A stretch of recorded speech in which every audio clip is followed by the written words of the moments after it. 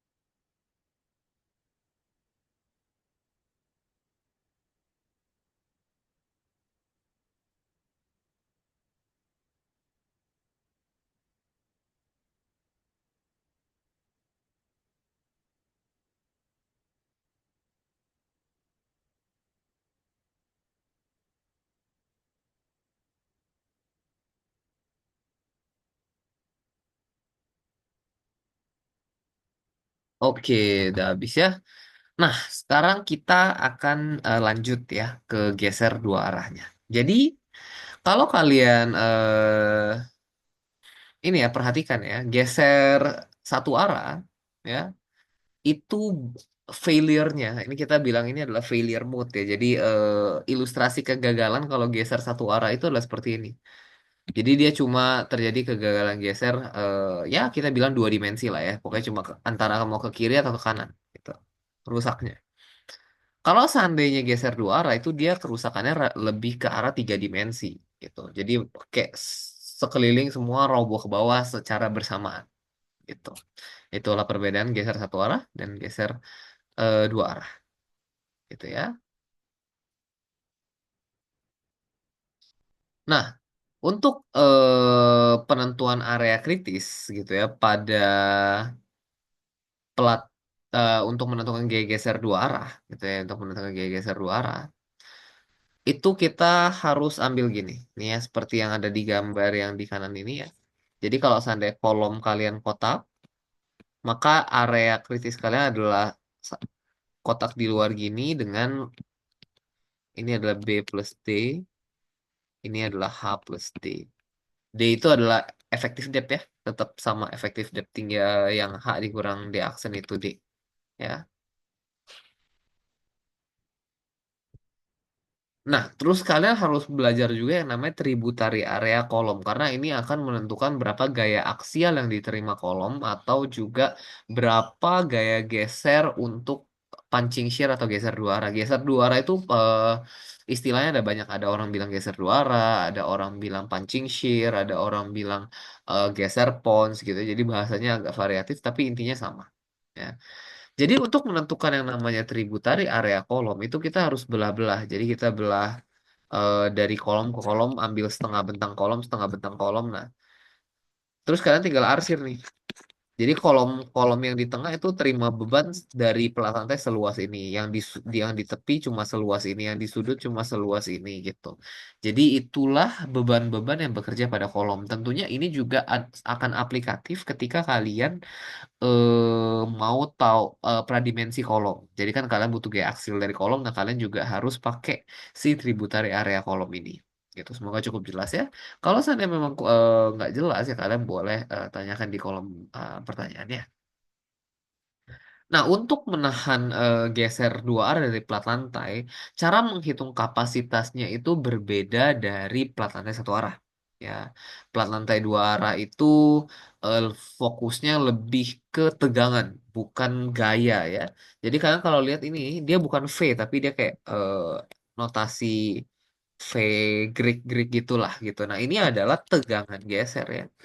Jadi bukan bukan gaya geser satuannya MPa gitu. Ini ya, ada tiga rumus. Ada tiga rumus, kita tinggal ambil dan gunakan yang terkecil dari ketiganya. Gitu. Ya. Nah, ini di rumus ini ada yang kita nggak tahu yaitu beta. Ya, beta itu adalah di sini ada nih rasio sisi panjang sisi pendek dari kolom. Terus di sini ada alfa S. Alfa S itu mengacu ke sini. Kalau kolomnya tengah pakai 40, tepi 30 dan sudut 20. Gitu. Nah, kita ada contoh soal ya.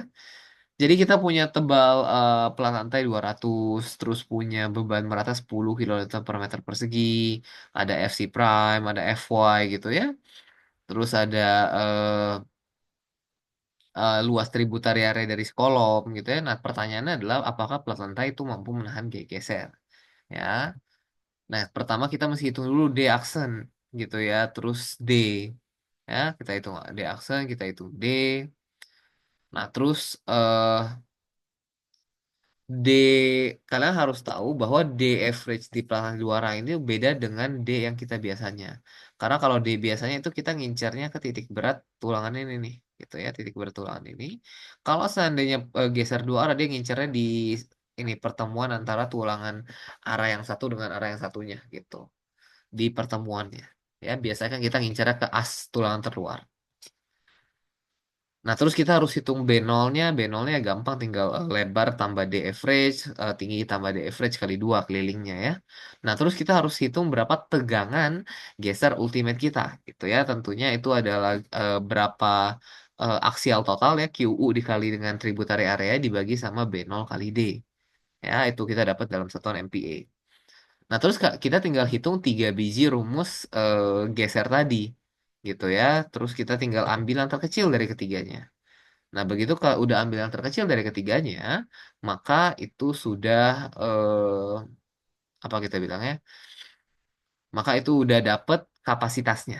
Kita tinggal bandingin sama tegangan ultimate yang tadi. Selama tegangan ultimate-nya lebih kecil daripada si tegangan eh, betonnya, maka itu oke. Gitu. Nah, ini mungkin sebagai penutup, kalian silahkan kalau ada yang punya pertanyaan lagi ya sebelum kita akhiri sesi kita kali ini.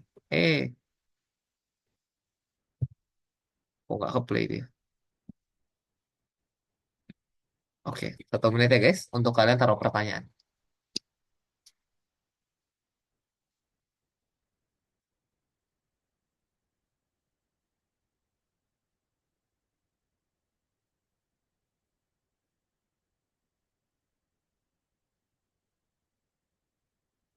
Silakan ya, pertanyaannya feel free aja tentang pekerjaan boleh, tentang kuliah boleh, di luar itu juga boleh mau nanya saran tentang tugas kuliah, skripsi, apa, mau nanya tentang karir juga feel free aja ya, feel free saja.